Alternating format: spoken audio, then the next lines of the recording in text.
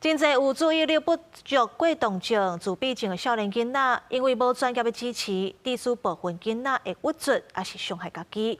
民间团体和学者就建议政府会当引进外国的生活导师制度，训练学校的老师来帮助这寡囡仔进入社会。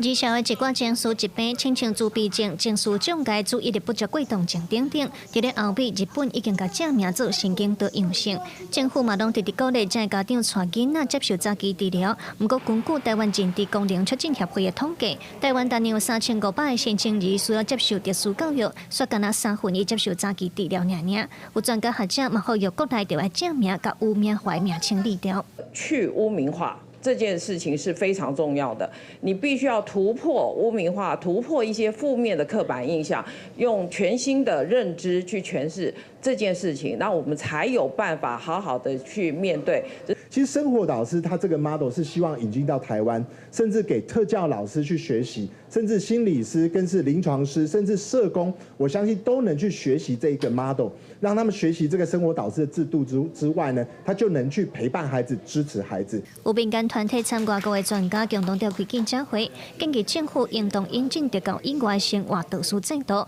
亲像美国的 TDOS 教育机构长期协助有心理健康问题和神经多样性的青少年。因表示，生活导师的工作都是协助囡仔制定生活管理、情绪管理，也有强化人际互动技巧，来帮助神经多样性的青少年进入社会，嘛通协助学校老师愈了解安怎处理学生的情绪。The goal as life coaches really is to help students, the people we work with, set goals, create plans, and learn the skills necessary for them to reach their ultimate potential.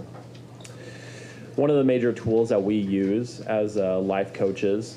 and even as therapists, and this is a tool we teach to parents. 兵团表示，国内侪家长拢惊家己的囡仔伫咧就医了后，或是接受特教资源的协助以后，互人打标签。希望透过引进生活导师制度，正做串联医疗照护家庭和学校三方的桥梁，互需要帮助的囡仔拢通得到照顾。记者卢尚祖、郑俊尧台北报道。